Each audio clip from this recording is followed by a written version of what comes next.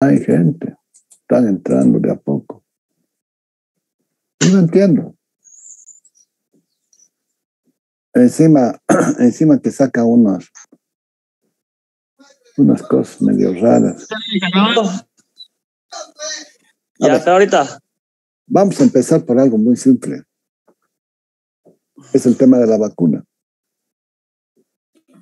Recién se están dando cuenta lo importante que había sido la vacuna. No lo puedo creer. Y todavía hay gente que se sigue muriendo. Cuando ya hay mucha gente que está yendo por la tercera y la cuarta dosis. Porque parecería que el tema, el virus está debilitando, pero sigue siendo altamente contagioso. Y ¿dónde está dónde está la fuente de contagio? Es cuando nosotros exhalamos y quedan partículas en suspensión. Si estamos en un ambiente abierto, esa densidad o esa concentración disminuye y con ello la carga viral. Yo les cuento de que tengo aquí una nieta que estamos en cuarentena nosotros en realidad. Estamos saliendo. Se contagió mi empleada, mi hijo, mi nuera, mi nieta. Papuche. No sé de dónde apareció, pero llegó a mi casa, entró a mi casa. Un huésped, a veces un huésped de lujo. No sé si inclusive yo he sido el que ha traído el virus. No, mis síntomas son... Hace unos días atrás transpiraba y nada más. No había fiebre, no había dolor, no había nada. Parece que soy asintomático.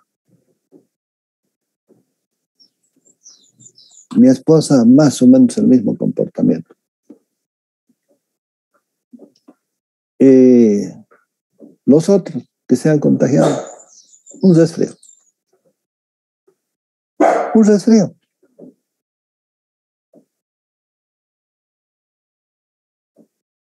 Antigripal 2 días. Nada más. Me he hecho pruebas de PCR, me he hecho pruebas de hisopado. No sé, porque después empezó a averiguar que había habido una curva. Una curva que empieza obviamente el primer día y que recién se manifiesta al tercer, cuarto día y con los síntomas. Y allí estás en un pico. Y de ese pico empieza a decaer y son 7 días, 6, 7 días. Más 4 van 11 días.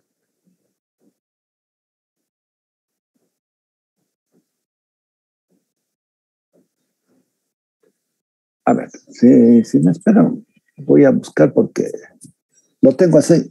Lo tengo en mi iPad. Una curva interesantísima que no la he podido bajar y no he querido tocarla porque, bueno, pero ahí está la famosa curva. La he encontrado en una publicación española. Pero les voy a compartir algo. Espérenme un ratito. Voy a buscar la curva. Voy a buscar, es que ahí está todo. Espérenme un ratito.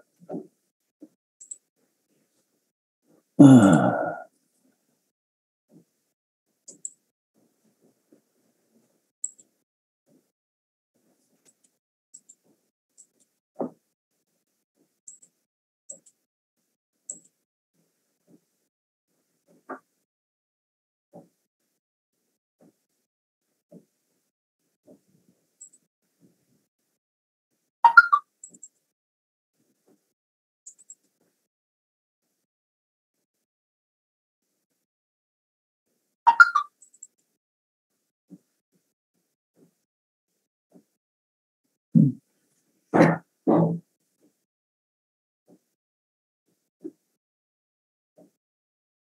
¿Y ahora dónde lo he puesto?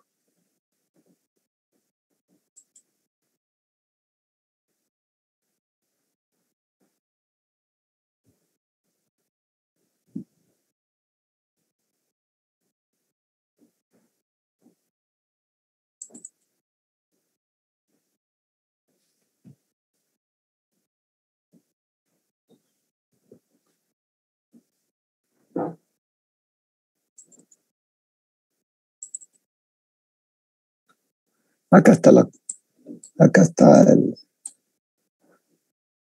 el tema. Mire,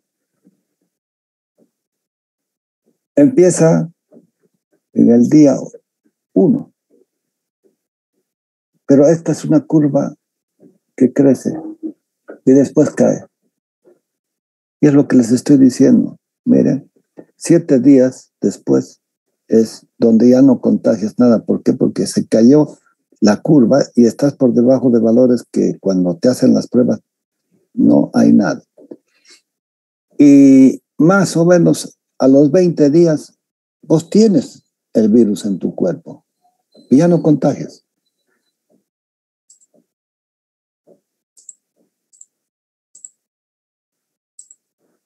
Y recién al día 20, 21, 22, dependiendo, es de que el virus desaparece de tu cuerpo. Bien, pero esta es más o menos la curva que se replica. Pero este es el tema que nos interesa. Mire,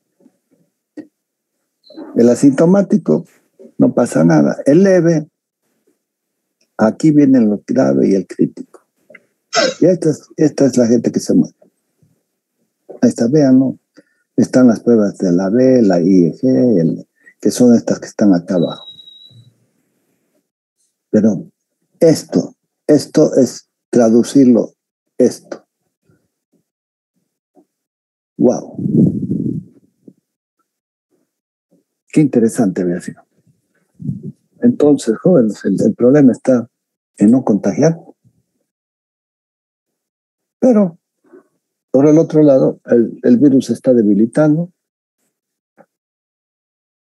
1 año, 2 años más, el virus va a desaparecer. Así como llegó, así se va a ir. Pero hay que aguantar. No es lo mismo si nos hubiéramos enfermado el año pasado, porque yo no tenía vacuna. No es que sea pro vacuna. Y cuando me tocó la Sinopharm. Dentro de las vacunas hay 3 vacunas. La Sinopharm, la china, que es virus atenuado. La Sputnik es una tecnología también similar, pero no es, esta otra está probada, pero esta otra es con el virus, creo que hay algo que le hacen al virus. Y el otro es las vacunas son la JJ, la Johnson Johnson, la Moderna y la Pfizer, que es la que utilizan al famoso mensajero. Y ahí es donde la gente se chipa y dicen que te están llenando de cosas raras tu cuerpo. No es mentira. Por último, hasta he visto artículos del grafeno que son como cuchillas que te hacen pelota ahí adentro, son nanocuchillas. Me parece que hay mucha fantasía en todo eso. Lo que sí, yo vivo acá en el tercer anillo externo, por acá por la zona de los hospitales, o si quieren la continuación de lo que es los Tajivos. Lo que me ha llamado poderosamente, no salgo de mi casa, lo que me ha llamado poderosamente, hoy día he salido, estaba llenísimo de gente desesperada para vacunarse. Me pregunto, ¿y qué pasó?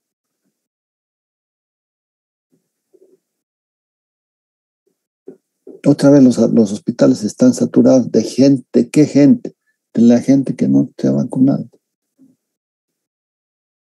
Y así no vamos a conseguir la famosa inmunidad del rebaño. Esto es terrible y la gente se nos está muriendo. Ayer han sido 11, antes de ayer han sido 20.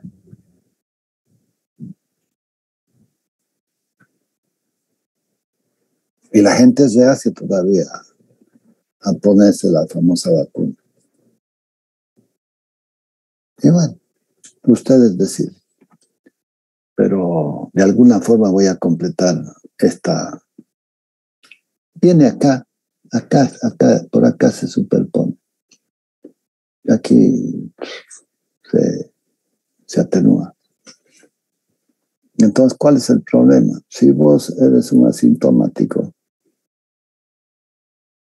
ni lo siento. Transpira. Ni siquiera fiebre. ¿Qué es lo que está pasando? Te estás resfriando, te ataca la garganta, un poco de tos, nada más.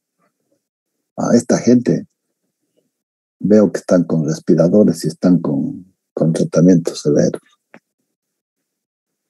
Y les cuento algo más. Dentro de nuestro curso hay un joven que ha fallecido, ¿no? Lo sabe. Porque el día del examen alguien dijo que había fallecido. Cuando pasemos la lista ahí va a figurar. ¿Cómo dices, hijo? Que el día del examen confirmaron que sí falleció el compañero. Sí, una pena. Una pena. Porque gente joven debería soportar mejor el virus. Como que han tardado en llegarle las vacunas o de repente ni se ha vacunado este buen hombre. Porque ha tardado en llegar a usted. Ha ido bajando.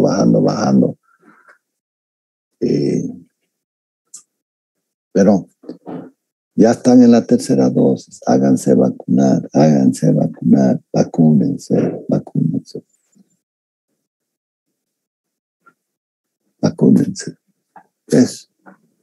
Es una vaina. Tu salud y tu vida no tienen precio. Bien, pero salgamos de esta parte que es fea. Es más lindo, si viene al caso, ver nuestra presentación. ¿Y dónde está nuestra presentación? Se ha ido.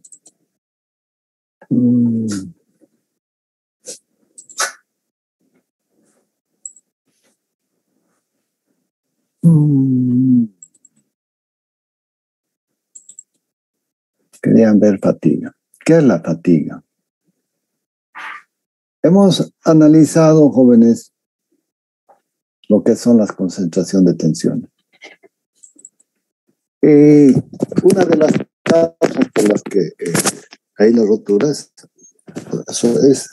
se inician lugares de concentración de tensión y a partir de allí es que se propaga.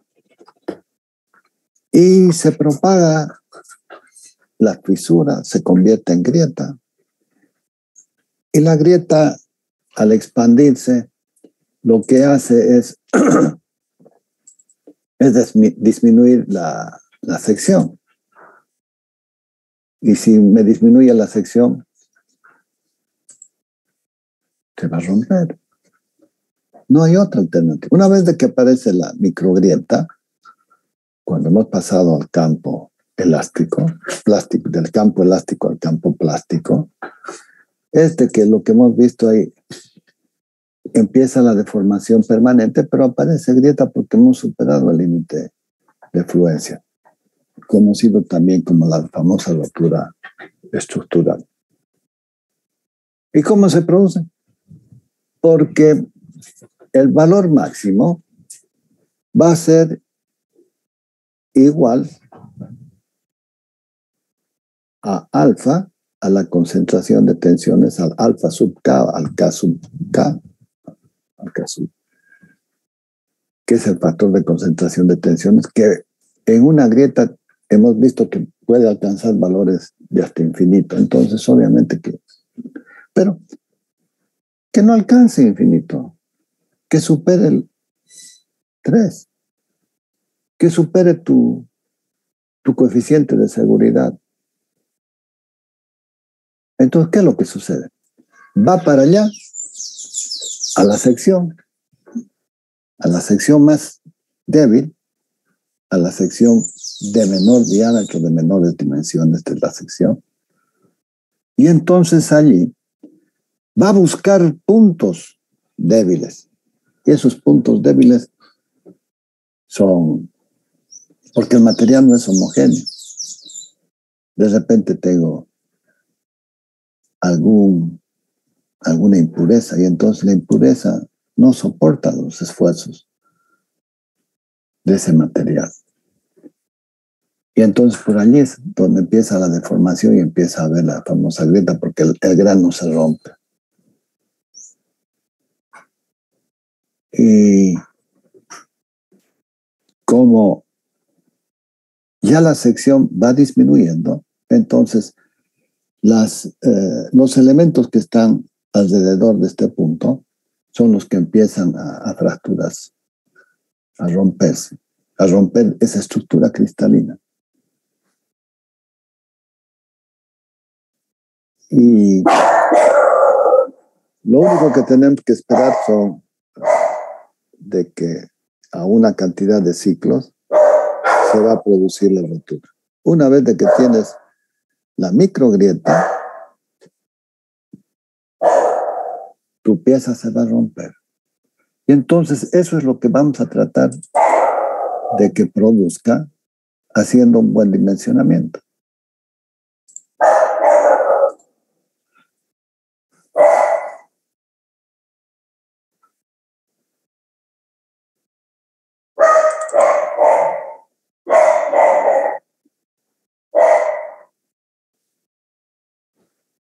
Esto es lo que estamos analizando. Mire, ¿qué sucedió acá? Aquí se inició un defecto. ¿Dónde?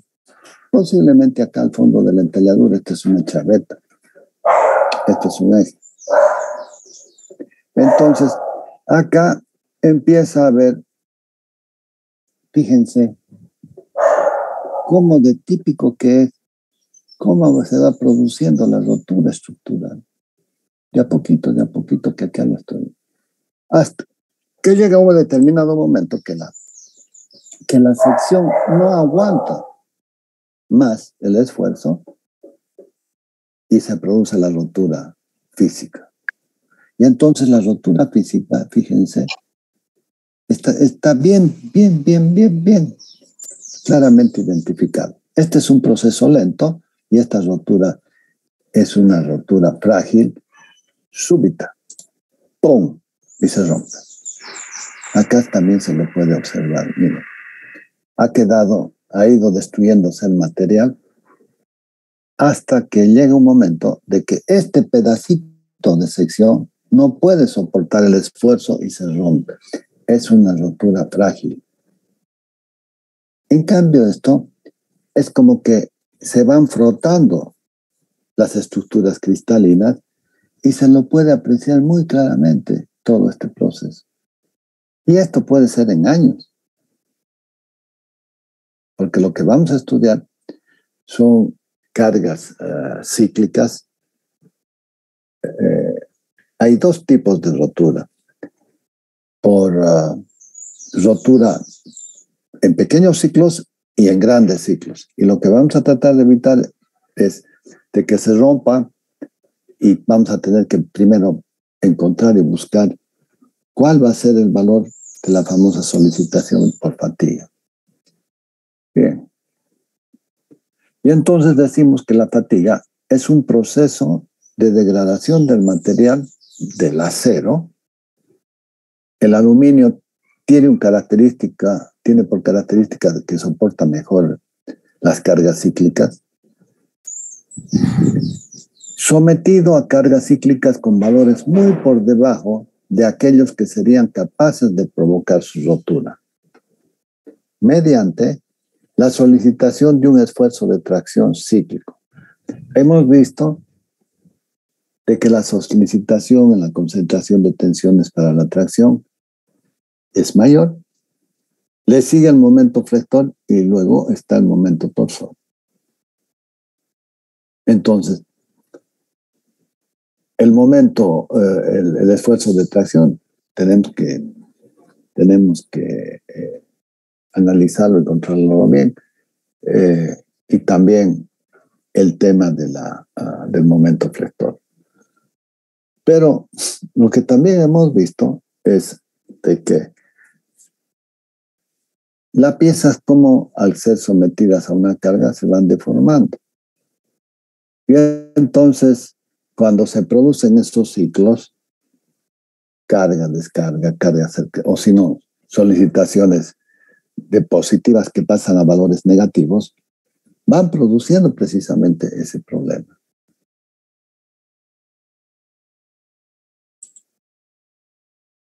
La fatiga de los materiales se refiere al fenómeno por el cual se produce la rotura de los materiales bajo cargas cíclicas, comportamiento dinámico. La fatiga solamente aparece en aquellos órganos de máquina que están sometidos a movimientos de rotación o a movimientos alternativos.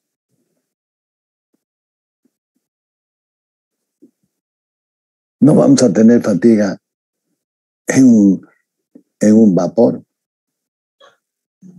o en un gas.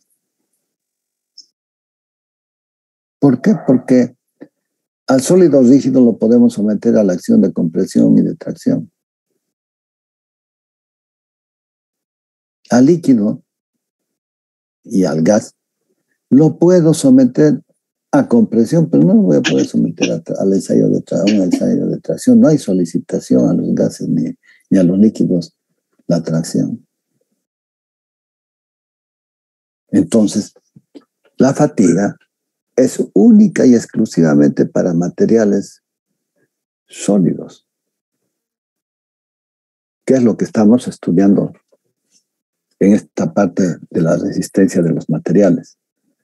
Aunque es un fenómeno sin definición formal, era bien conocido desde la antigüedad. Sin embargo, este comportamiento no fue de interés hasta la famosa revolución industrial. ¿Por qué la revolución industrial? Porque aparece la máquina de vapor y aparece la transformación de ese movimiento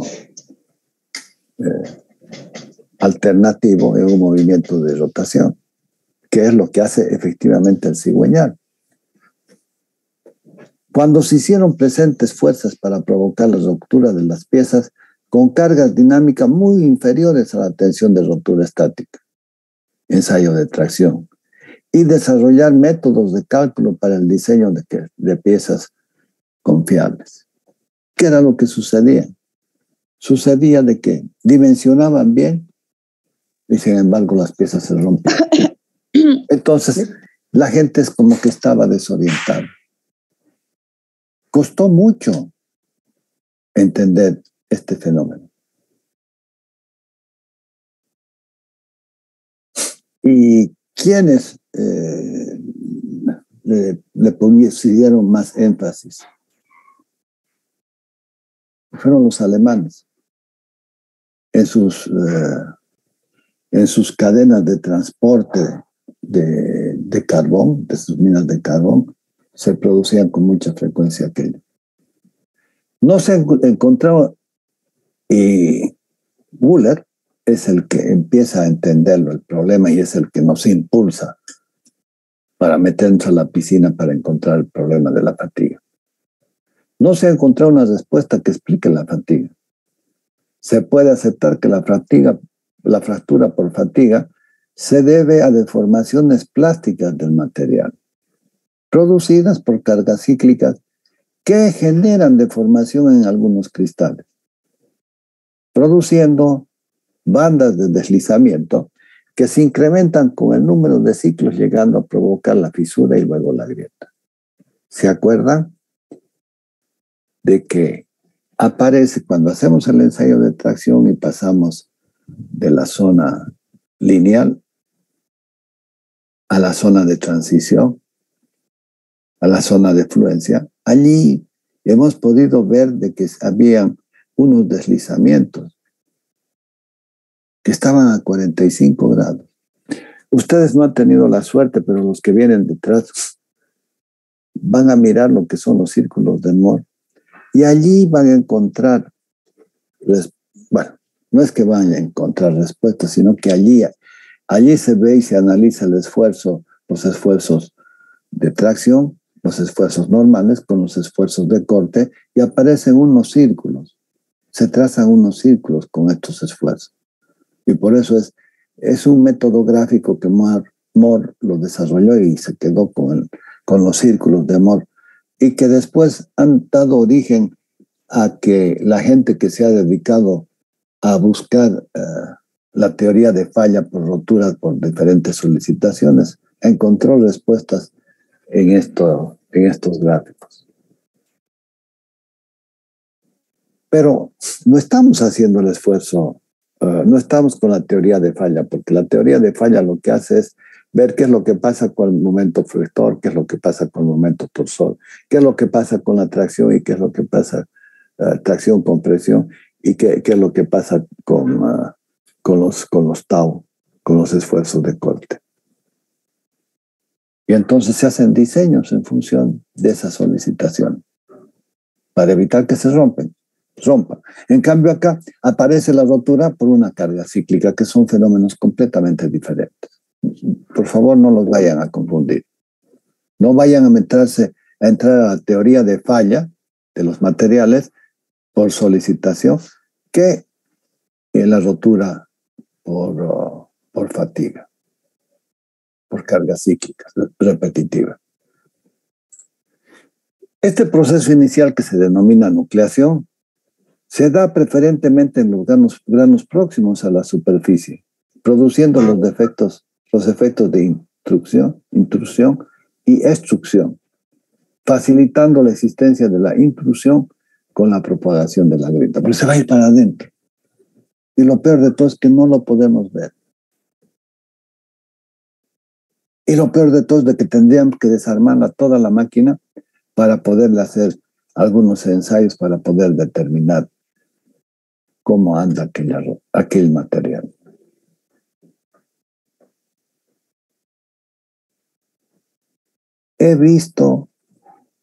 No he visto.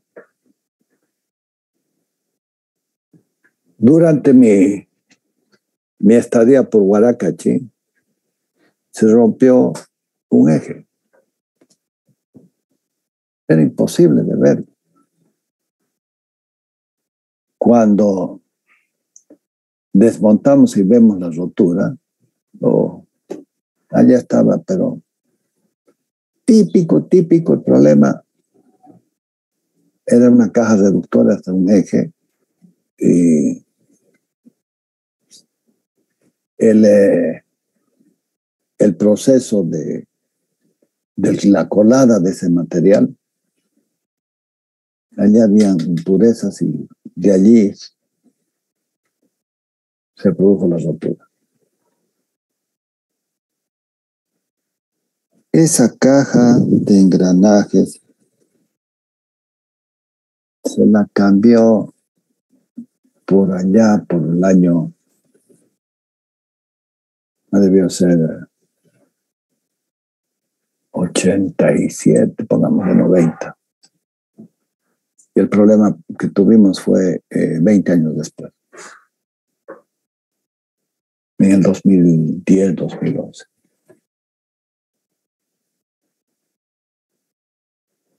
Y el problema era recuperarla en la máquina, porque el repuesto tenía 30 meses de entrega por el fabricante.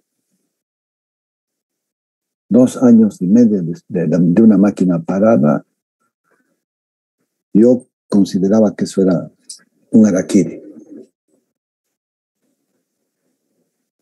Y entonces En esa caja se había cambiado ese eje.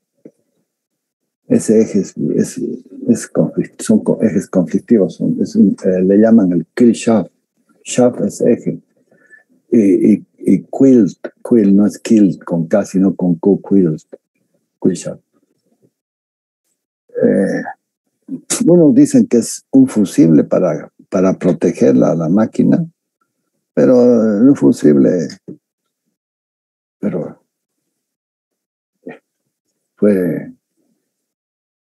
casi deshace toda la caja, cojinetes, en fin. No quedó otro que había un eje que habíamos cambiado, que tenía porque lo cambiamos porque en un mantenimiento, en el mantenimiento se le hacen tintas penetrantes para ver si hay alguna fisura, alguna grieta, porque no se ve. Entonces se le pone unas tintas penetrantes para que penetren, son unas tintas de color rojo, y luego se le pone el revelador, que es como una tinta blanca. Y entonces allí queda bien definido. Y encontramos así, dijimos, afuera. Prudente. ¿Qué me quedaba?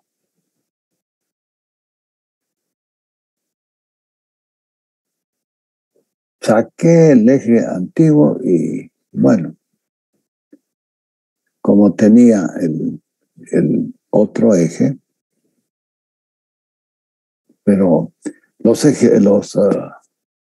engranajes son engranajes conjugados.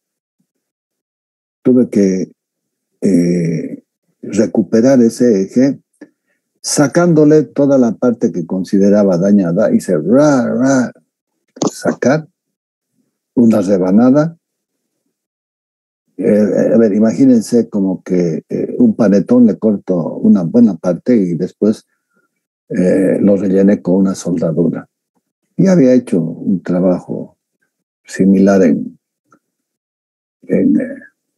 la planta de Villa Baroa en Tarija para un árbol de leva. Creo que les he comentado inclusive.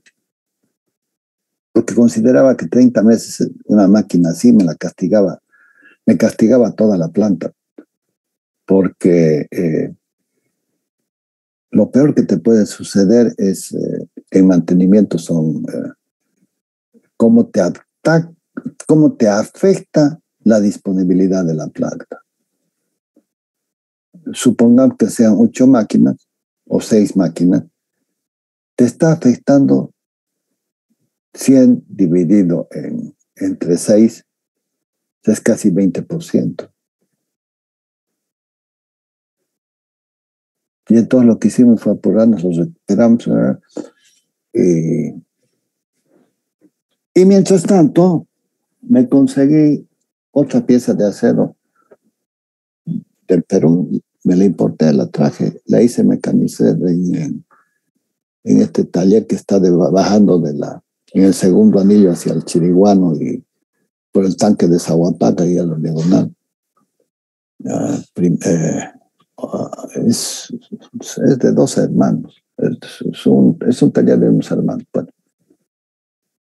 Y el problema era, ¿y qué acero era?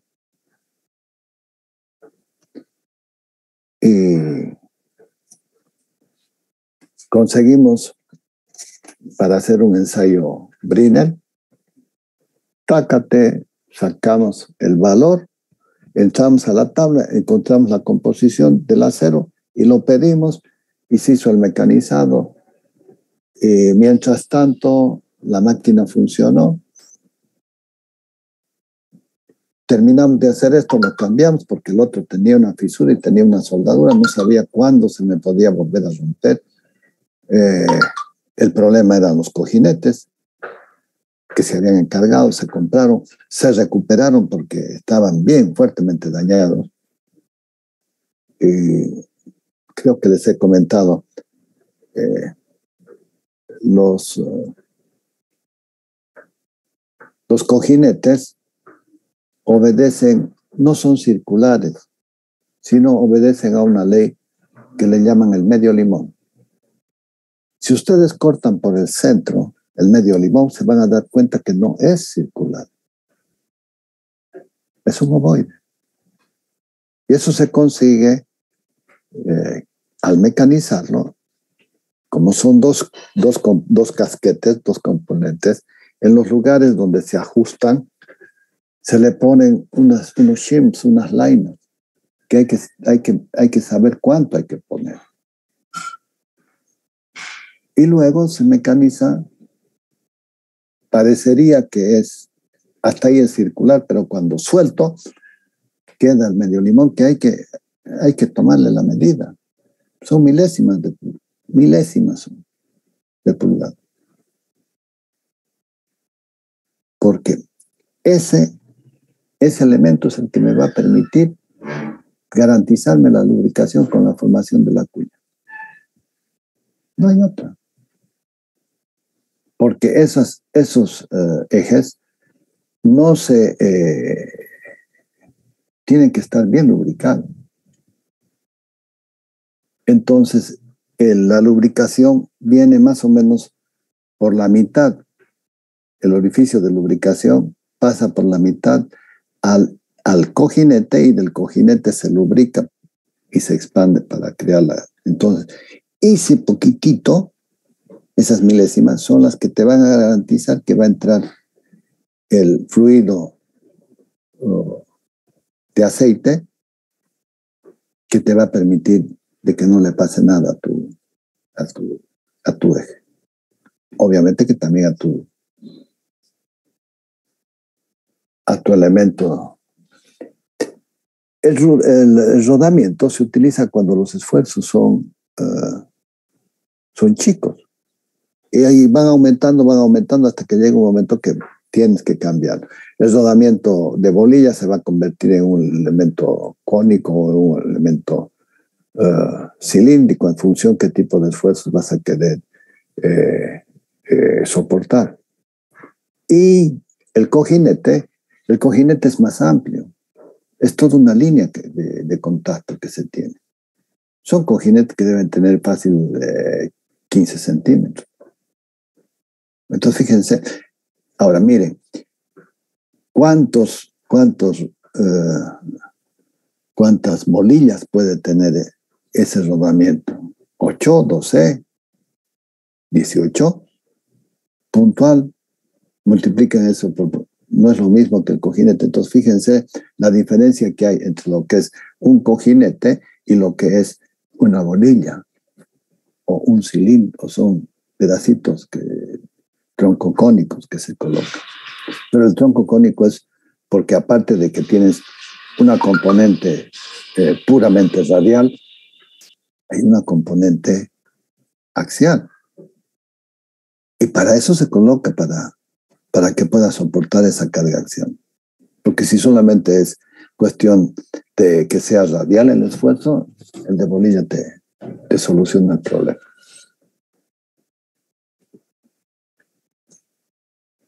¿Y qué hacemos? Hay un taller en Cochabamba, y hay otro taller acá para recuperar cojinetes y piezas. La gente de San Cristóbal lo visita mucho, al Gaucho, que está ahí en el Cuarto Anillo. Les doy toda esta información porque algún día pueden necesitar y él los puede ayudar.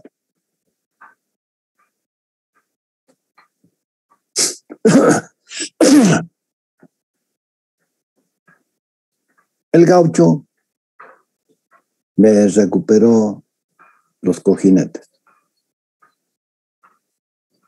Él lo que hace es un sistema muy ingenioso de termospray que hace un rociado del material Babbitt,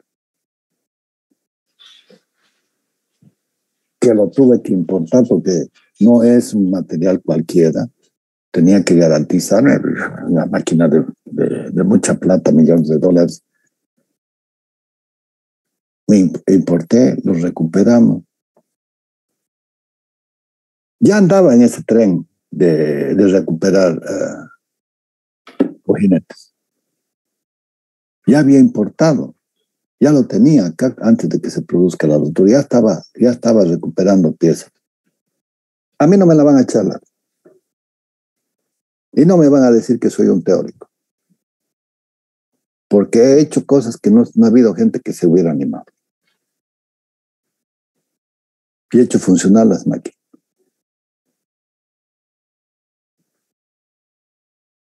Para hacérselas cortas, las recuperamos la máquina y ha estado trabajando hasta que llegó el repuesto. Vino la gente de fábrica a ver qué había pasado con ese Khrushchev. Pero no se podía hacer nada. Ellos vienen detrás de qué, de ver qué es y cómo se ha producido la falla. Por eso es que cuando se va a recuperar las piezas, generalmente se hace en los talleres recomendados por el fabricante o los talleres autorizados del fabricante. ¿Por qué? ¿Y por qué van detrás de esto? Porque ¿qué es lo que hacen ellos? Ellos hacen sus diseños, pero no saben en qué medida ese diseño es el más adecuado.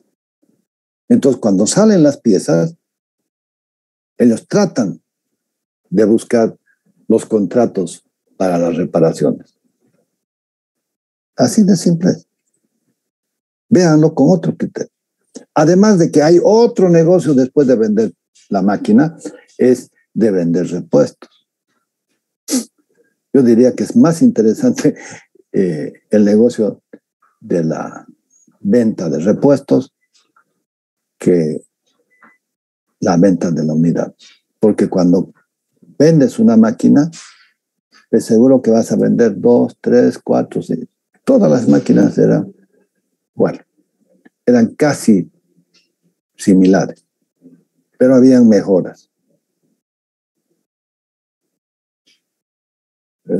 Y ahí estaba la única diferencia.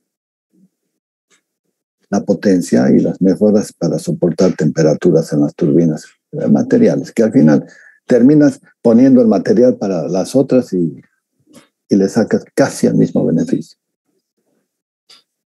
Sí, porque la tecnología se nutre de materiales. Y entonces estos señores están pues, ¿qué pasa con 24.000? ¿Qué pasa con 48.000? Que son los ciclos de operación.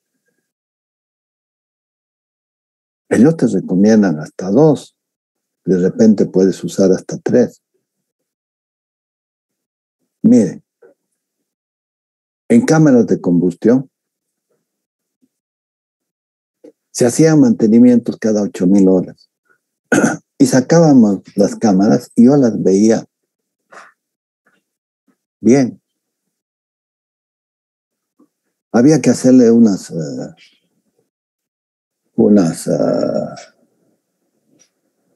entre cámara y cámara de combustión están unidas los famosos tubos de fuego. Esos tubos de fuego, antes de montarle la máquina, tienes que armarlo todo afuera y marcar y después hacer los ajustes correspondientes, cosa que cuando estás haciendo el montaje ya en la máquina, eso quede muy bien. Eso es lo que se estila, jóvenes. No es que se hace el montaje directo, no. Entonces está todo marcado y todo ya viene ajustado porque se le hacen las correcciones. Porque ¿qué es lo que pasa? El tubo de fuego en los aros que entre cámara y cámara hay como unos aros que están soldados, a los que se los denomina collares. El tubo de fuego tiene que entrar y que no tiene que mover porque esa vibración te va a producir el desgaste. Y el desgaste te va a producir desprendimiento de material y vas a tener impactos y de allí a partir del impacto vas a tener otro tipo de rotura de maquinaria. Entonces hay que tener cuidado con eso y con los sellos. Y entonces, ¿qué sucedió? En vez de mandar a los talleres,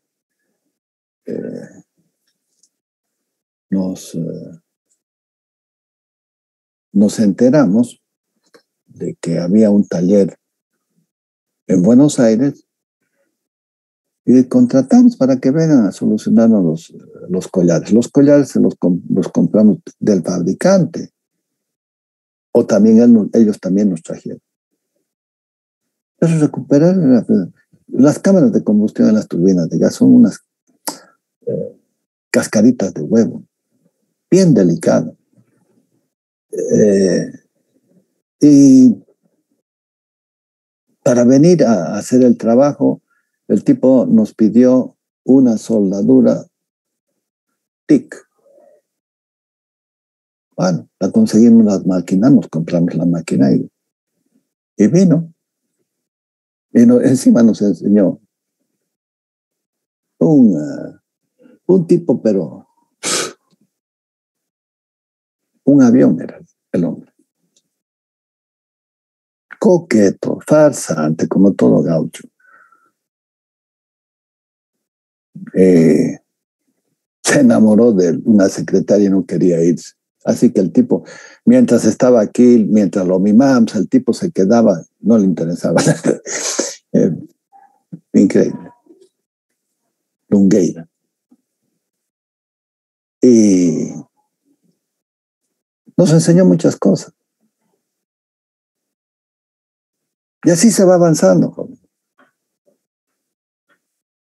Pero, ¿cuál fue el mensaje? El mensaje era de 8,000. No, la subimos a 10,000. Subimos a 12,000. Subimos hasta 16,000 horas. O sea, el doble. Dije, basta. Hasta aquí llegamos. Saque eso. Vamos a corregir.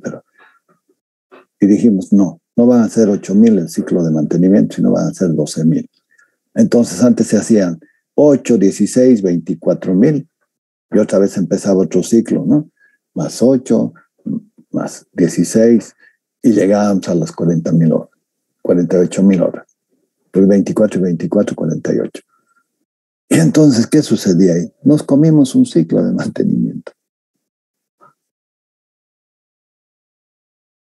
Y el ciclo quedó cerrado con 12,000. Ya le habíamos ganado el 50%. Eso traducido es harta plata, joder. Y eso es lo que ustedes el día de mañana van a tener que llegar a hacer en las empresas en las que trabajen. Bien, pero tengan cuidado por este tema de fatiga. Este proceso inicial, vamos a repetir, que se denomina nucleación, se da preferentemente en los grados próximos a la superficie, produciendo los efectos de intrusión hacia adentro. Y ahí es donde perdemos el contacto con la grieta. Porque no se olviden que la grieta dañina es la perpendicular al eje. Está en la sección perpendicular. Con las tintas penetrantes, lo que hacemos es darnos cuenta de que hay alguna grieta superficial que está empezando a propagarse. Lo que no sabemos es la profundidad. Hoy en día, cuando se hacen las inspecciones por boroscopio para ver que los estados de los salares, pues no tengo que desarmar la máquina, sino que me envío de dónde sale toda esta tecnología. Porque los ingenieros somos así. Empezamos probando con las máquinas y después de que ya está la idea, aparecieron todos estos equipos en la medicina que nos ayudan a hacer los diagnósticos. Entran las ondas por arriba, por abajo y empieza a ver todo el aparato digestivo. Y encuentran cosas y corrigen cosas. La endoscopía. Para nosotros es la boroscopía. Y esas ondas que se introducen son, son cabecitas del tamaño de para que se den cuenta la dimensión, de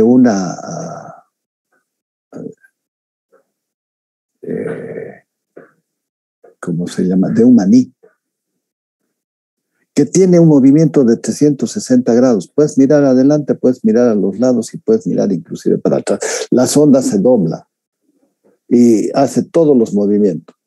Y encima te permite sacar fotos, te permite inclusive filmar. Por eso le llaman videoscopía. Con esos elementos, cuando encuentras una grieta, inclusive te dice qué profundidad tiene la grieta. ¡Wow! Y te permite tomar decisiones. Nosotros en Huaracachi hemos tenido el primer equipo de boroscopía, lo trajeron los japoneses allá por los años 80. Los alemanes trajeron un equipo, pero eran imágenes muy dificultosas de inspeccionar, de interpretar más que de inspeccionar. Todo estamos yendo detrás de la famosa fisura. Vinieron después un equipo mejor con los alemanes, donde tenían la sonda, pero eran fijos.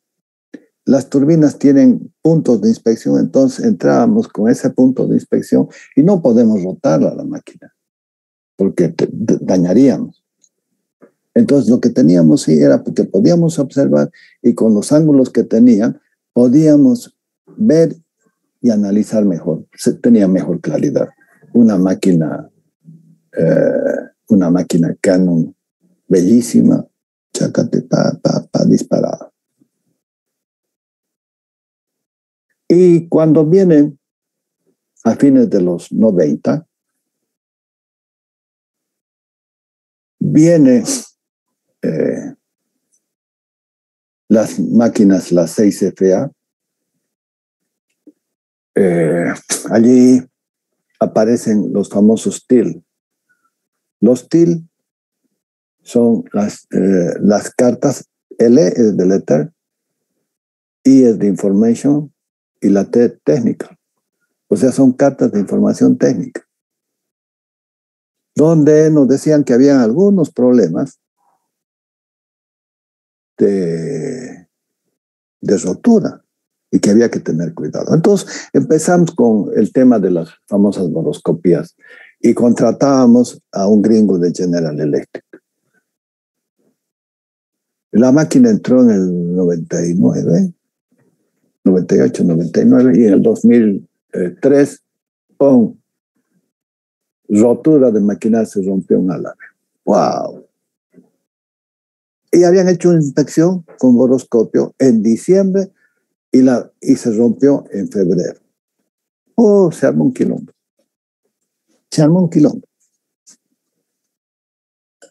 Costó millones de dólares esa reparación. Y además el tiempo que estuvo parada la máquina.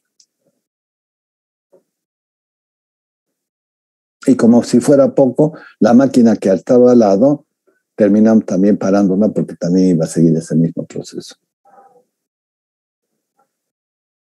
Se compró, se reparó y fuimos para adelante. Pero allí conocimos un equipo de videoscopía marca Olympus.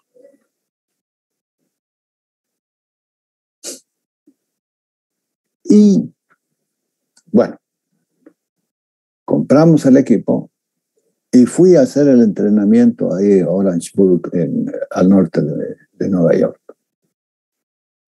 Y allí estuve con la gente de la Navy, porque estos señores les hacían boroscopías a sus aviones, que son más problemáticos. Creo que éramos una especie de... Eran como 15, pongámosle. El sapo de otro charco era yo y otro más que estábamos, era un colombiano que estábamos con el mismo, con las mismas motivaciones para evitar los siniestros. Y de esa manera entramos al a la videoscopía, pero ya con equipos de altísima calidad. Ese equipo costó como $60,000. No se asusten, así vale. De repente ya debe estar más barato. Y después todavía, años después, compramos otro equipo. Pero el otro equipo ya no tenía que mirar la pantalla, porque mira, ya te ponías unos anteojos y veías todo, tipo jueguitos estos, igualito ya la veías la máquina. Qué cosa impresionante. Y lo que habrá, joven. Y tienen que invertir en equipos y tienen que invertir preparando a la gente. Porque estos hijos de puta, perdónenme la expresión, son así, egoístas, avaros. Pero si todo se paga porque la máquina produce. Yo no he tenido problema, vino el equipo y hacía con mi gente y les enseñaba y después ellos nomás sí hacían. Pero claro, no te puedes esclavizar.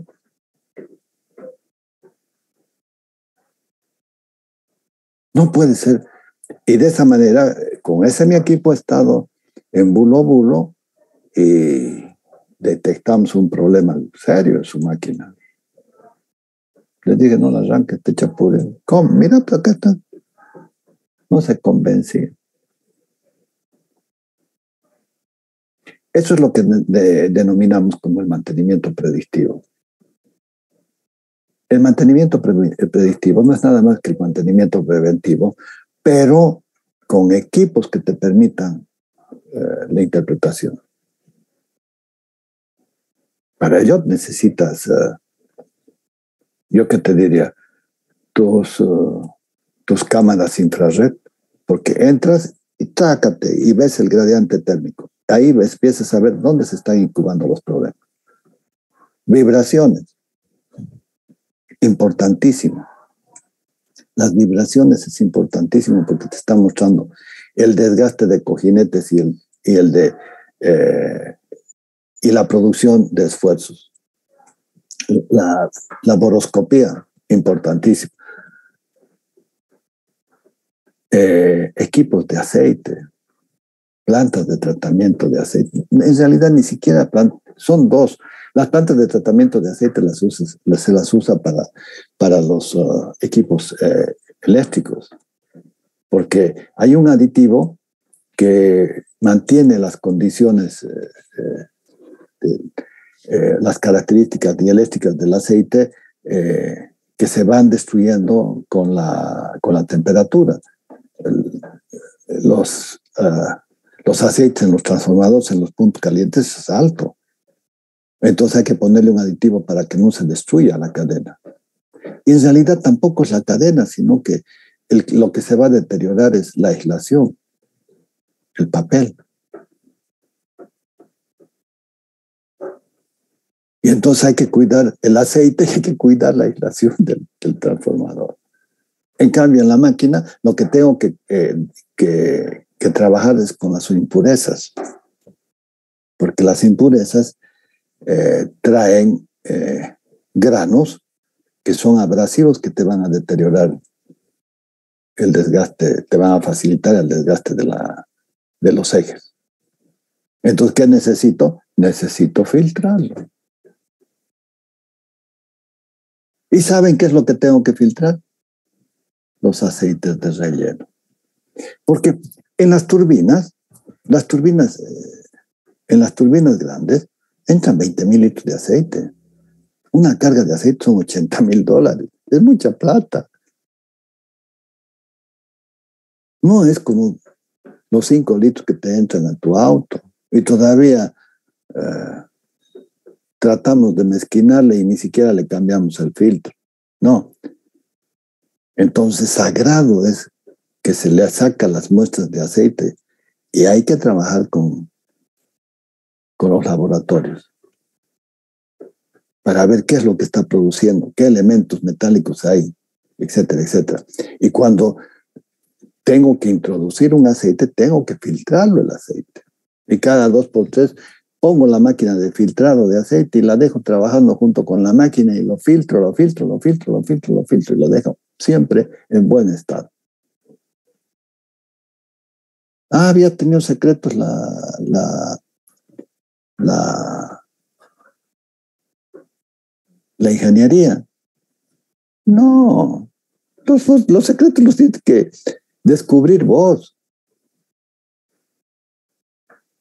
Me cansé de tomar pruebas y mandar emails. El ensuciamiento era grande. Traje la máquina de filtrar. Seguí el ensuciamiento. Hasta que un bien día, a ver, tómame muestra del aceite nuevo. El aceite nuevo era el contaminado. ¿Por qué? Mal almacenaje. Desde que sale de la planta, lo traen por mal. Tu tapa no está bien sellada porque con efectos de la temperatura hay dilataciones, contracciones y le empieza a entrar contaminantes. El tambor de aceite, que ustedes lo conocen bien, tienen dos tapones. Un tapón grande y un tapón chico. El tapón grande es para que vos pongas la bomba y el tapón chico es para que por efecto de la presión atmosférica se cree un diferencial de protección, de presión que pueda absorber ese fluido. Entonces, ¿qué es lo que tienes que hacer? No me almacenes el tambor en vertical, tiene que estar en horizontal. Pero además esos tapones tienen que estar en vertical, no pueden estar en horizontal. Tienen que estar en horizontal, perdón, no en vertical, porque igualito se te entra. Se acabaron o se minimizaron los problemas. Entonces, a ver, yo les recomiendo observen y además utilicen su sentido común. ¿Para qué? Para que todo esto que estamos estudiando lo van a ver en el campo. Van a ver toda esta geometría de las piezas definidas por los ingenieros que han efectuado el diseño para el fabricante, que son hombres y son humanos y cometen errores. En una de mis presentaciones les he mostrado o les voy a mostrar cómo voló un pedacito de ala y la paré en la máquina. Claro, sí, ya tenía el espejo, paré la máquina, pero además ya era gerente de operación y de mantenimiento. Se formó un escándalo, fue un escándalo. Hice mi inspección un día, paré la máquina el día sábado en la noche, la máquina se enfrió, al mediodía del domingo se le estaba haciendo la inspección y vimos de que había perdido un pedacito de ala. Esa máquina no vuelve a entrar. Déjala parada, dije, porque si la máquina, una vez de que se termina la inspección, hay que hacerla mirar y todo el sistema de lubricación tiene que estar trabajando y la máquina tiene que estar moviéndose, girando.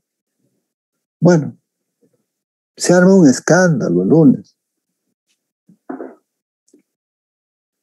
El gerente de negocios, ofendidísimo porque no había entrado la máquina en operación el día anterior. Porque además, como no entró, la penalizaban la máquina.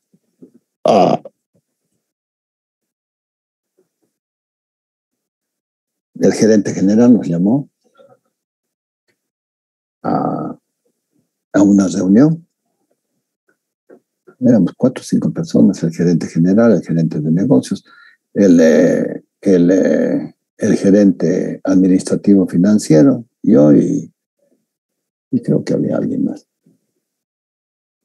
Y me cuestionaron por qué había tomado esa decisión. Les dije, mira, esto es lo que he encontrado, esto es lo que tengo. Mi computadora les puse en la pantalla, lo vieron. Y esto es lo que dice el fabricante, que no puede trabajar de esta forma. Que cómo es posible, que qué barbaridad, que tenemos que arrancar la máquina, que tiene que volver a trabajar, porque después la podemos parar, porque si no, ahora la máquina va a estar indisponible y nos van a penalizar. Oye, les digo, ¿de dónde sacaste todo ese cuento? Es bonito repetir como loro. No, ¿qué es lo que te pasa? Me dice, ¿por qué me estás agrediendo? Vos eres el que me estás agrediendo. Si vos quieres que la máquina vuelva a tomar, que vuelva a girar y que vuelva a producir, asumir la responsabilidad de que se produzca una ruptura de maquinaria y la falla y los daños que puedan ocasionarse. No, pues, pero si vos eres el responsable, no, pues yo soy el responsable, por eso te estoy recomendando que no la arranques, que hay que agilizar el mantenimiento. No tenemos repuestos, los repuestos están por llegar, entonces hay que hacer toda. Estaba el gerente administrativo y el gerente de finanzas. Hay que hacer toda la gestión. Hay que minimizar los tiempos de entrega, hay que desarrollar toda la logística para traerlo vía aérea. Ese es un problema de ustedes, no es problema mío. No, que no, que sí, que no. Bueno, le digo al gerente general, Jaime, asumíla, asuman, yo no. ¿Y sabes qué? Así esto no va, te voy a presentar mi carta de renuncia. No, pero ¿cómo? No. Sí, yo te estoy diciendo que una recomendación no la van a acatar, entonces yo estoy de más acá. Perdónenme. Buenos días, jóvenes. Analicen ustedes qué van a hacer. ¿Qué me sale? No tardó ni 5 minutos, me llama el gerente y me dice, Augusto, ven y quiero hablar contigo. Te pido un favor, me dice. ¿Cuál, Jaime? Eso de tu carta de renuncia, déjala.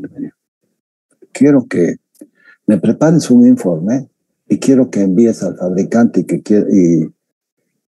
quiero que envíes esa información a IPC, a un grupo de ingleses. Y envía también, había otros proveedores de repuestos, porque tenemos que comprar álabes nuevos.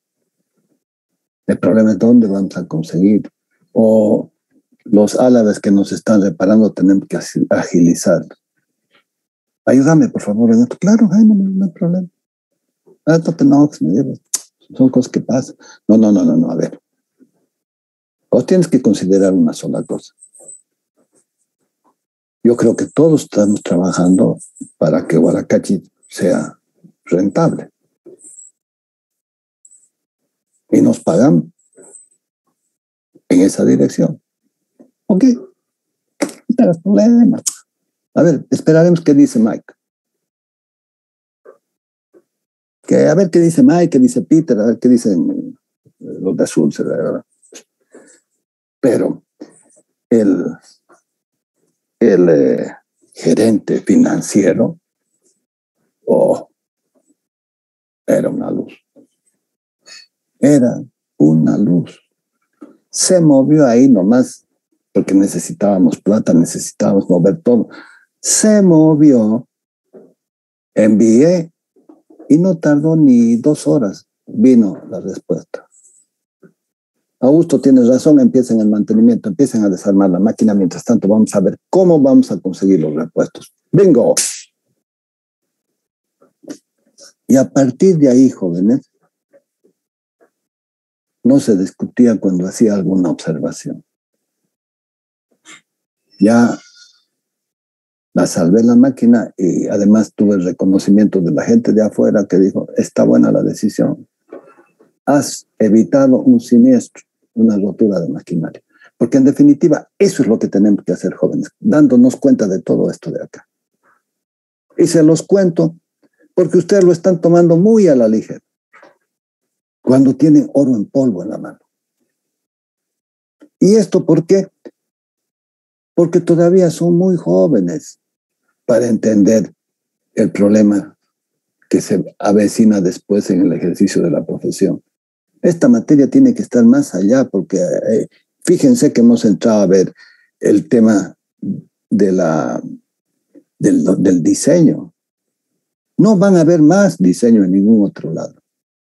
Se los garantizo. No sé por qué lo consideran un tabú. Cuando tenemos que despertar, porque todo esto, todos los problemas de mantenimiento que tenemos, son productos principalmente del diseño, de la fabricación, del montaje. Solamente el mantenimiento es 8%. ¿Y por qué 8%? Porque todo lo que está en el diseño, la selección del material, el proceso de fabricación, el montaje, etcétera, etcétera, etcétera, son porcentajes altos. Cuando estemos más allá con ustedes, vamos a ver la incidencia que tiene todo esto que estamos hablando.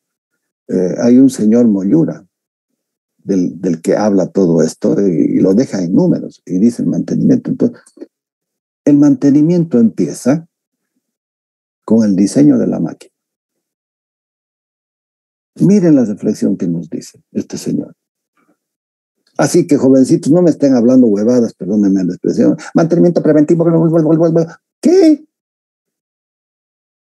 ¿Cómo? No puedo. Ahí tengo un trabajo de un joven que quiere hacer mantenimiento preventivo, y se los digo para que sea público y abierto. A la trituradora de granos de la cervecería. Y le he dicho, corregime esto, como son 2 meses y el chico no aparece. ¿Saben qué pasó? Se lo hicieron el trabajo. Está en Babia.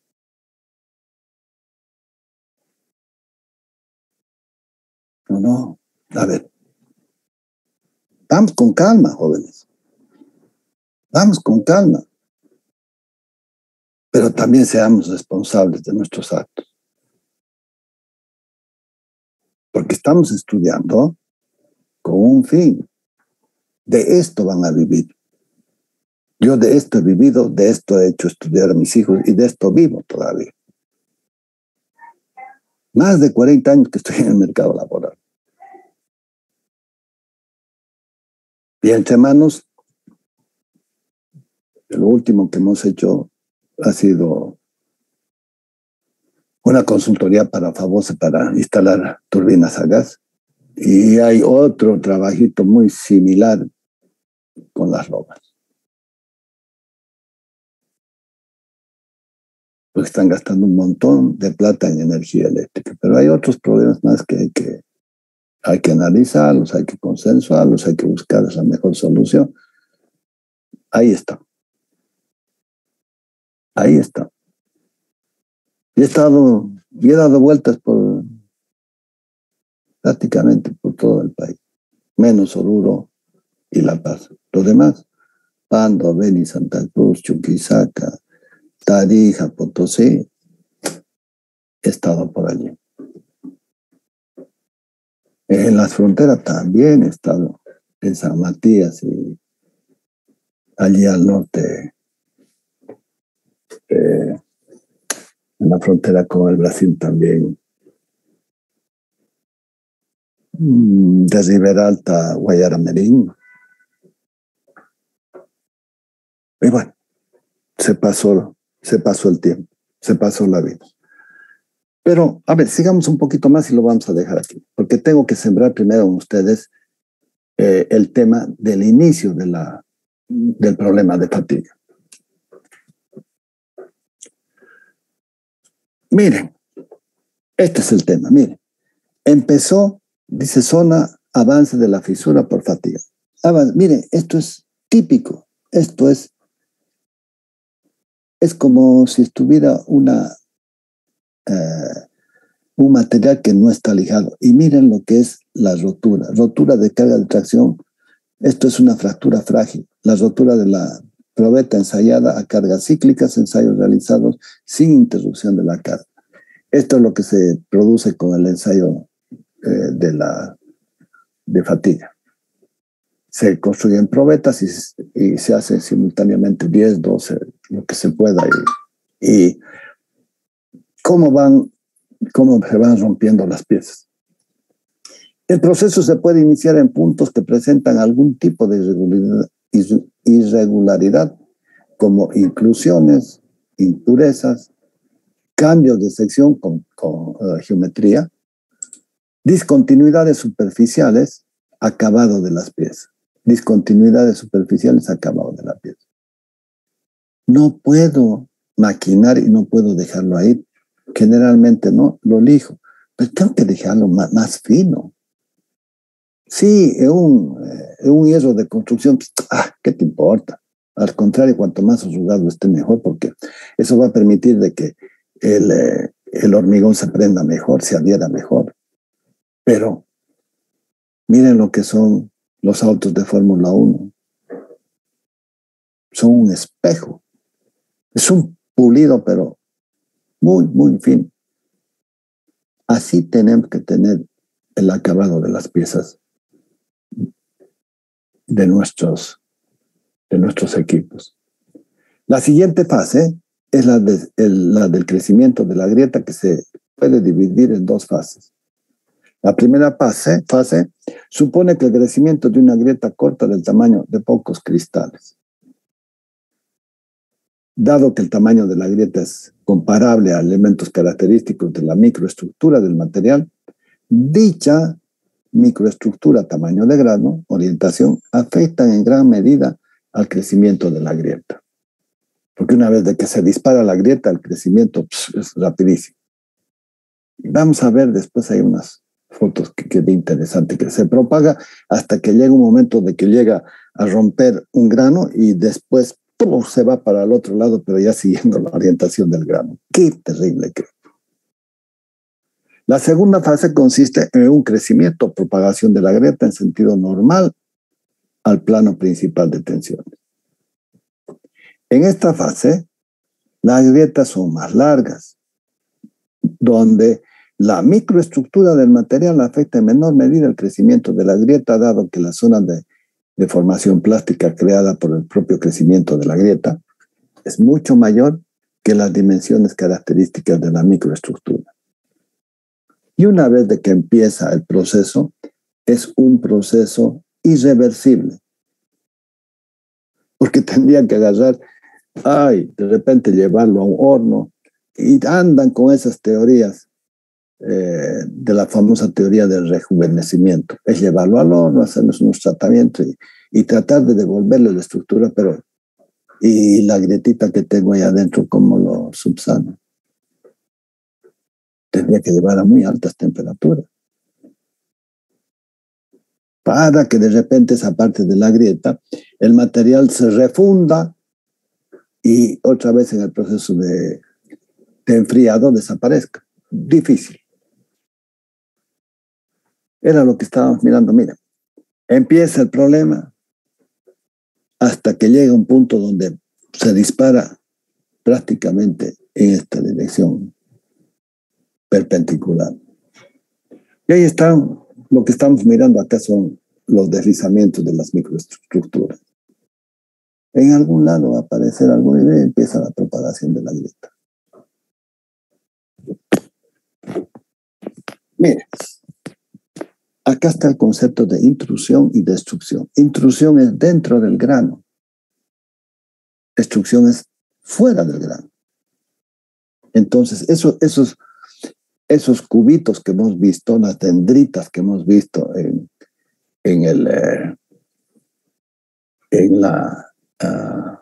la presentación de concentración de tensiones, exactamente es eso lo que está pasando.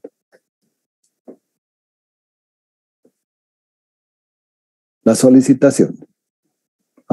Qué interesante.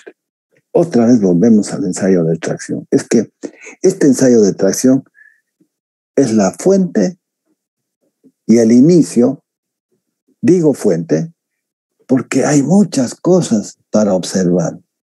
Y el inicio, porque es a través de esta herramienta, de este diagrama de tracción, que empiezo a entender los problemas.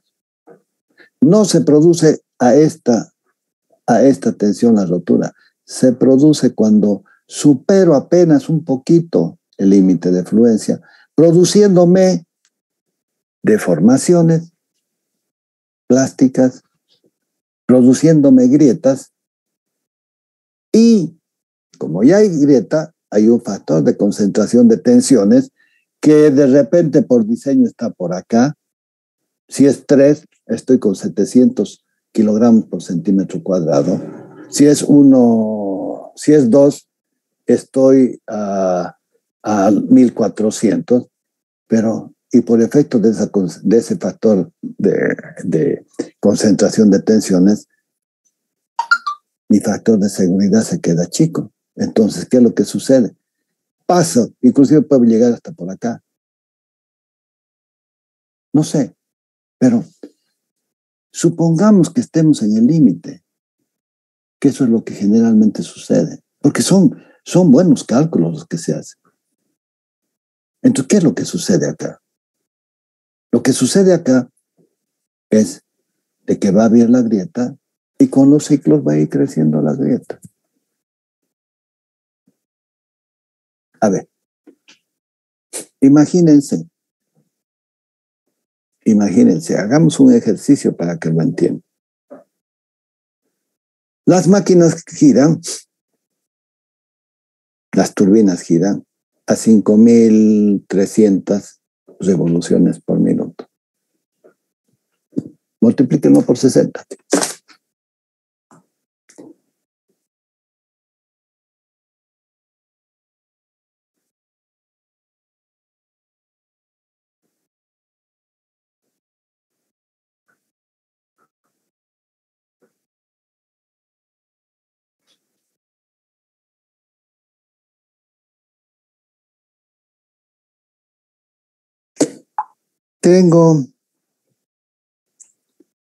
Y eso hay que multiplicarlo por 24 horas, sí.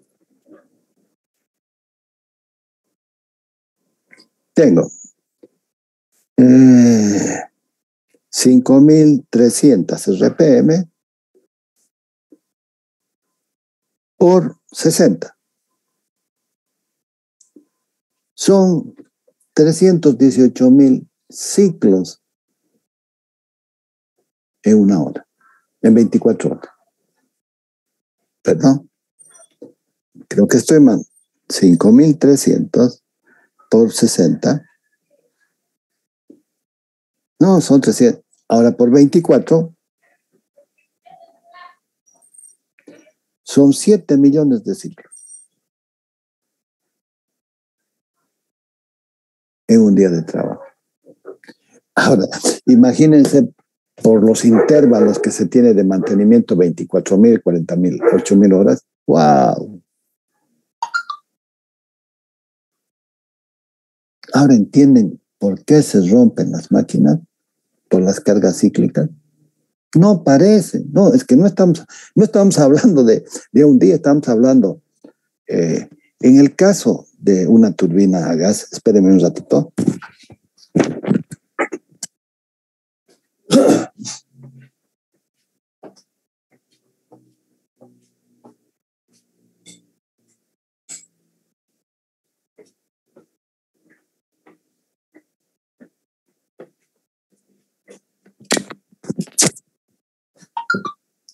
En el caso de las turbinas a gas, por ejemplo, tenemos de que, las turbinas a gas, fácil, están trabajando 8.000 horas, un poquito más de repente, por ahí.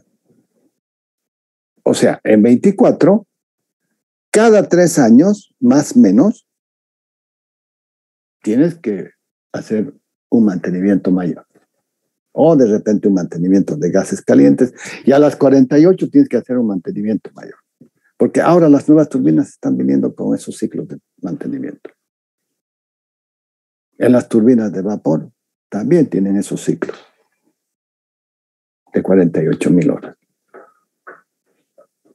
Entonces, a 48.000 horas por 60, ¿no? Ciclos por minuto. Ahí van a encontrar 48.000.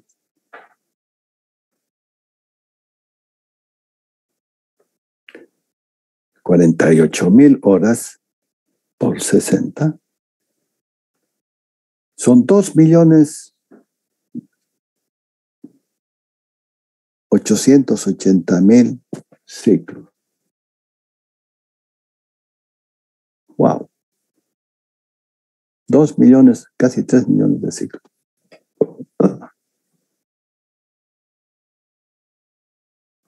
Que no debería pasarle nada. Y que además se los lleva a esos álabes, se les hace la inspección, ensayos no destructivos, y te habilita otras 48.000 horas más. El tercer ciclo, ¿no?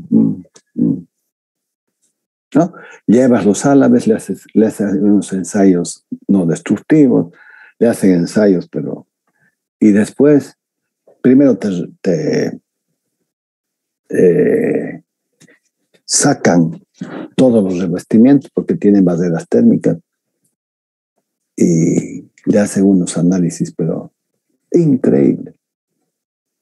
Y te devuelven tu álabe como si fuera nuevito. Voy a buscar, tengo por ahí una presentación que preparé para Inegas cuando daba mantenimiento por allá. Y les mostré esto. Voy a buscarlo. Se los voy a mostrar para la próxima clase.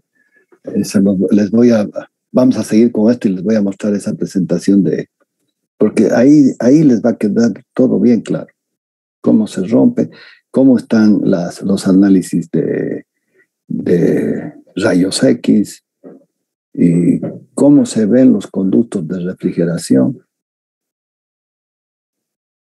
Y después tengo un álabe que está totalmente gastado el álabe y se ven los sistemas de refrigeración. Van a ver qué impresionante que es. Y todo eso lo hacen con las máquinas herramientas que van sacando el material y van formando esos sistemas de refrigeración que van a ver que es algo espectacular. De esas visitas o de esos trabajos, tengo en Houston, me regalaron este álabe. ¿Lo llegan a ver? Miren, ahí se ven los sistemas de refrigeración, pero esto no es nada con lo que están haciendo ahora. Y se los voy a mostrar. Este es el álabe. Mejor si lo ven así.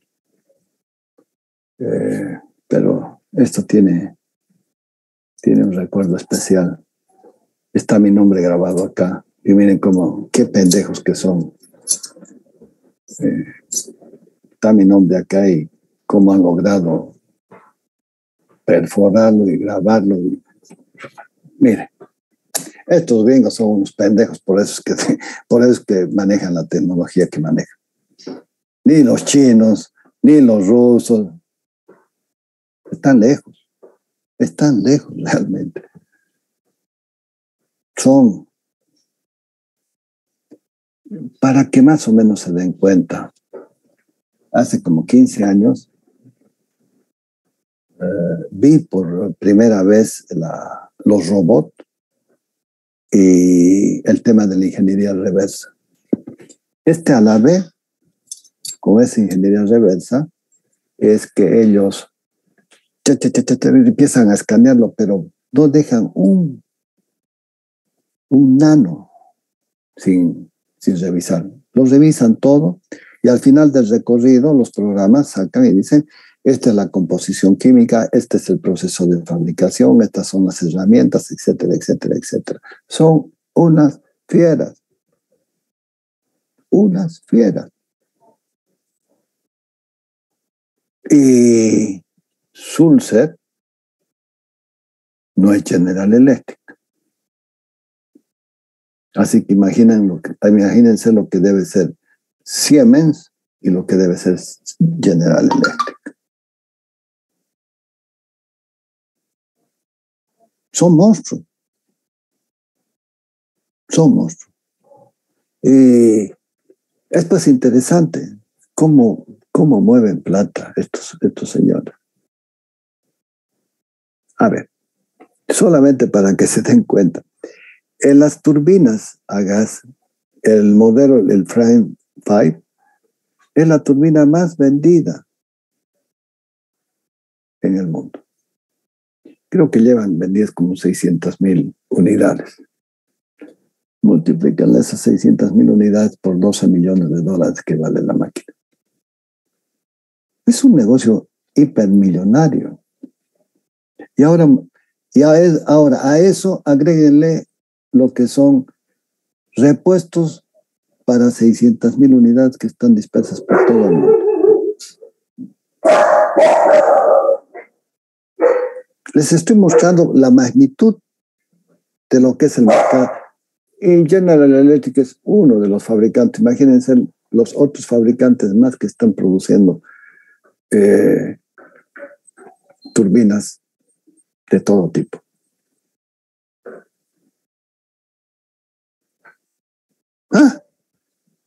Terrible. Terrible. He estado en un taller, esas cosas de la vida también. Tenía un espíritu medio aventurero, se me ha pasado todo eso.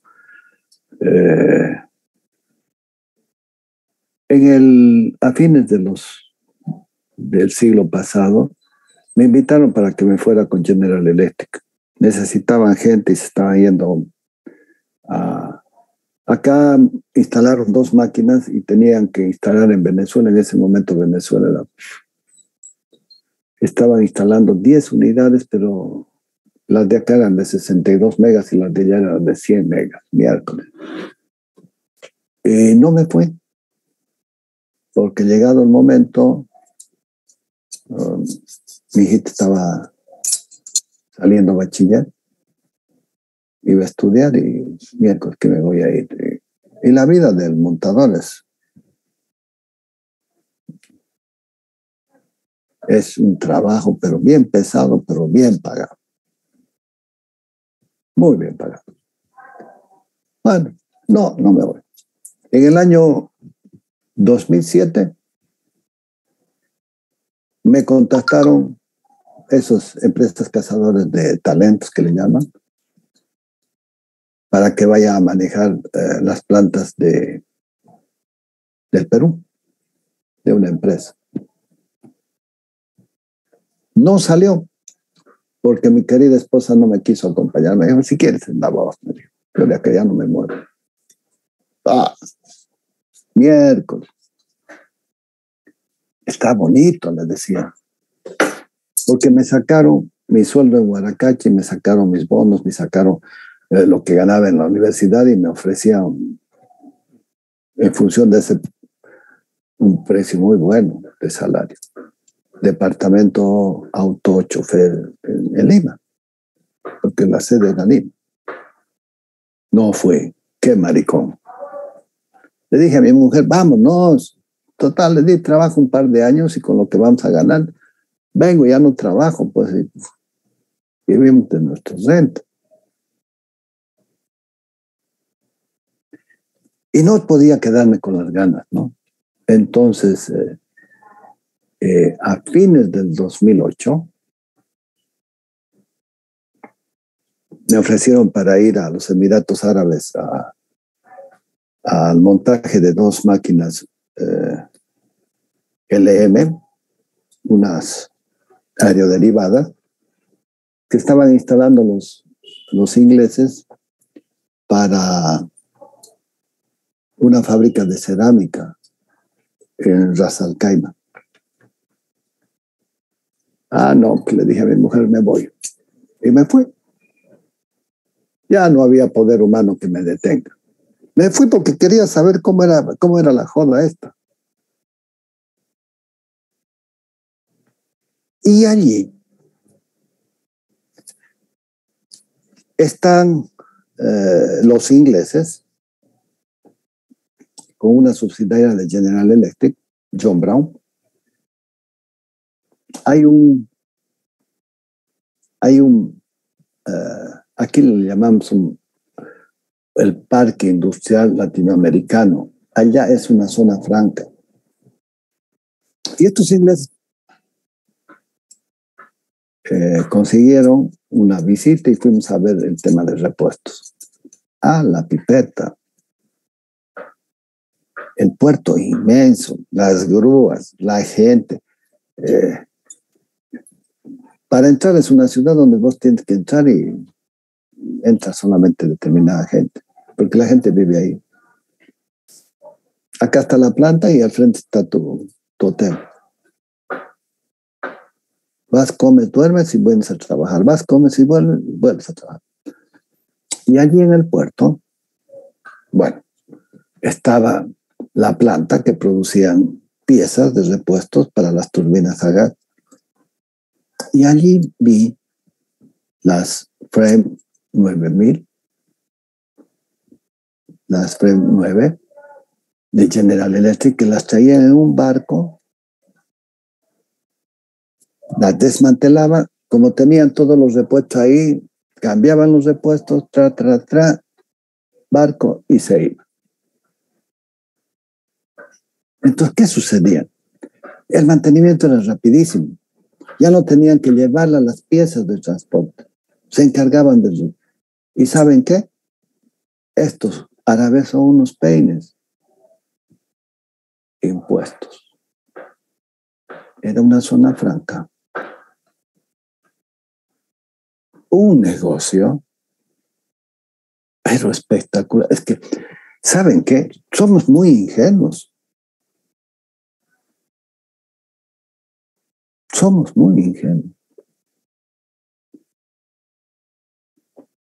¿Cómo desmantelaban los rotores? ¿Cómo armaban? Un espectáculo. Fabricantes.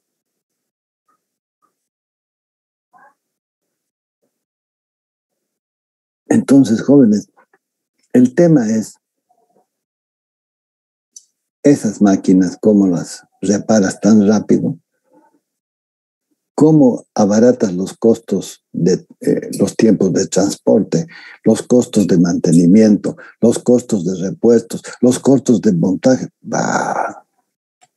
Estamos lejos, estamos lejos. ¿Saben a cambio de qué? Cuando yo estaba en Huaracachi éramos 54 personas. Ahora hay más de 200. Saquen ustedes sus conclusiones. Bien, nos vamos a quedar acá porque yo creo que tenemos que analizarlo un poquito más esto. Está el acero dúctil, frágil, pero además acá está el piojo. Acá está el piojo. Que tenemos que individualizarlo. Acá está el piojo. Acá está el piojo de la rotura de fatiga.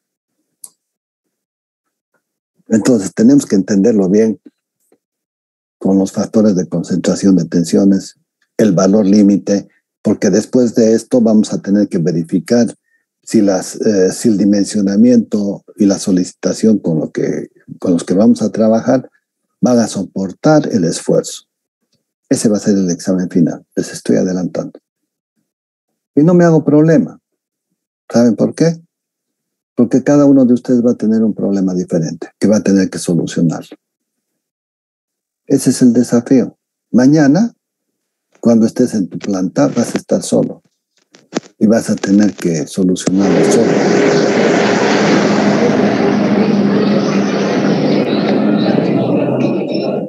Parece que ya están en el festejo de fin de año. Bien, vamos terminando, jóvenes. Ha sido una charla interesante, pero ya no vamos. Ya se ha hecho tarde. Y bueno, bien para uno. ¿Y dónde está mi planilla de asistencia? No la veo.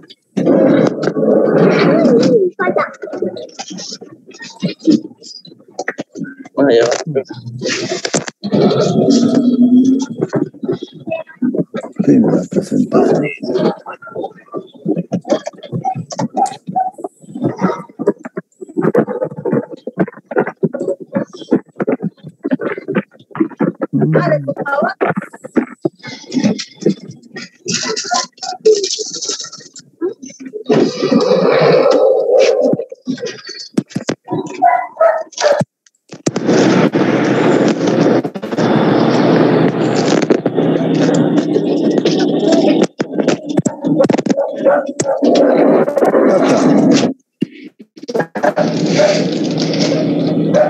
¿Y cuántos hay? 42, buena asistencia. Ha ido entrando de a poco, de a poco, y no sé.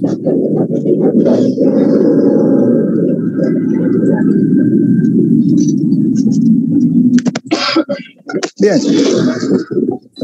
Aguirre Vázquez. Presente, ingeniero. Alba González. Este no viene. Ansaldo Blacut Carlos Rodrigo. Aponte Presente, ingeniero. Araca Garnica Ronaldo. Aro Villarruel Gabriela. Presente, ingeniero. Ingeniero Algarañá se saltó, disculpe. No. Claro que me he saltado si no has venido al parcial.